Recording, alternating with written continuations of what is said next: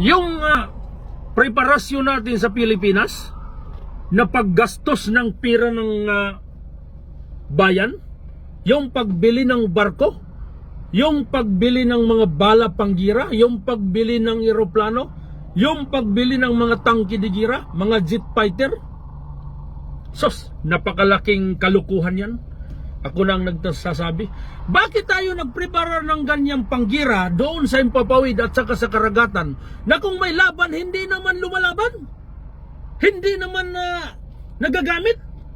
Sino bang pinaghandaan natin? Mayroong ibang mga dayuhan, mga Chinese, hindi naman natin binumbahan.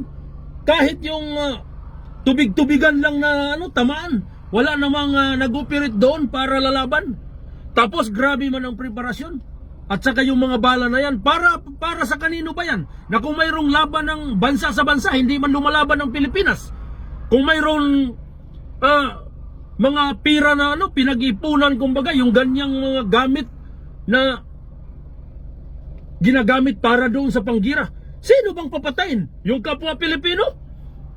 Titigilan ninyo yan, mga gobyerno ng Pilipinas. Yun yung malaking mali na hindi naintindihan ng mabuti. Kung yung binili ng bala, yung ginastos doon, kung ano-ano na mga konsumo. Kaya ang masasabi ko dito sa gobyerno ng Pilipinas, tigilan natin pag-hire ng mga sundalo at saka pulis, kasi hindi nakakatulong sa bansa, nakabigayan ng perwisyo. Hindi yun ang demanda siguro ng mga tao na kinakailangan. Hindi yun ang hiling. Ang kailangan natin malutas yung problema ng gutom. Yung pinambili doon sa kagamitan, bala, barko, helikopter, eroplano, budget doon sa mga sundalo.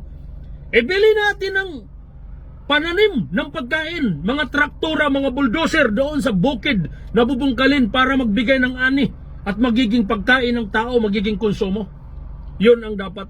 Kasi kung doon mo ilalagay yung budget na yan, unang-una, bago maibibili sa bala yun sa mga gastusin, korupsyon ang nauna doon. Politiko at saka korupsyon ang nagkaroon ng kasabuatan. Pangalawa, saan ba papunta? Wala namang papuntahan. Yung mga bala, nag-expire lang yung ginastusan natin, pasabugin lang. Kasi nag-expire yung panahon, mga bomba. Kung may kalaban, hindi naman lumalaban. Di ba? Yung pera na yun, mabuti pa kung ibili natin doon sa pagkain ng tao.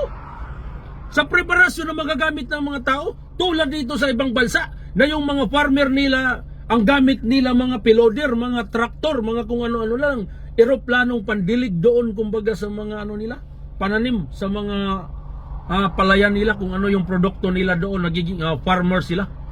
Yun dapat ang bigyan natin, kumbaga, ng pera, ng gastos ng Pilipino, na para yung masolusyon yung gutom. Kasi ang numero 1, gutom. Hindi yung magpreparasyon para doon sa gira, sa bala, sa kalaban. Useless yun.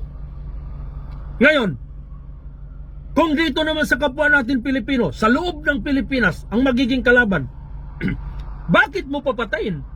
Kapwa mo Pilipino yan. Bakit mo paghandaan ng sandatang panlaban, sandatang nakakamatay sa kanila? Kapwa Pilipino yan. Kapatid natin yan sa paniniwala ng bawat isa. Paniniwala ng Allah, paniniwala ng Amahan, paniniwala ng Diyos. Kung magkakaiba man ang sikta na ating prinsipyo na ating pinaniwalaan. Kapatid natin yun eh. Di ba? Kung isipin mo, ba't mo papatayin?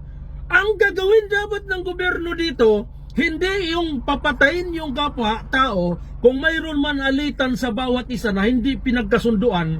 Ang dapat ang paggagastusan ng pera, yung magkaroon ng peace na pag-uusap, yung settlement sa hidwaan at digmaan na na bala sa bala ang gagamitin, yung pistok, yung pag-uusap na magkakasundo para hindi masayang ang pira na paputokin lang, papasabugin lang doon sa kahanginan, gasolina na sayangin lang ng mga nagkukonsumo sa gobyerno na wala namang laban, di ba?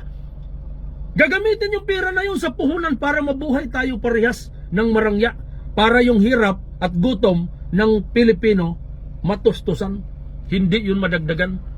Yun ang dapat gagawin. Di ba? Hindi ninyo napansin?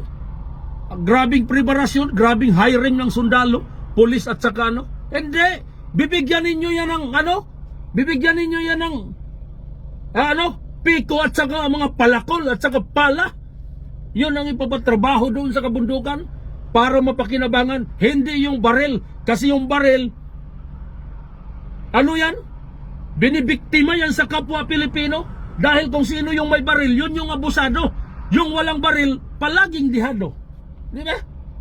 Yun ang isang perwisyo na mali ng gobyerno, mali na pag-iisip sa Pilipinas.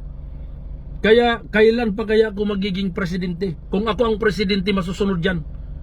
At saka walang korupsyon. Kasi yung mga tao na andyan sa pwesto ng mga matapang, pag mahuli ko na may kasalanan, na legit na kasalanan, hindi ko na yan ilalagay sa kulungan dahil gastusan uli yan ng gobyerno, papakain. Kasi ano yan ang maganda yan ipapakain diretso sa iho, ipapakain doon sa pating para hindi na siya masusundan ng mga kasunod.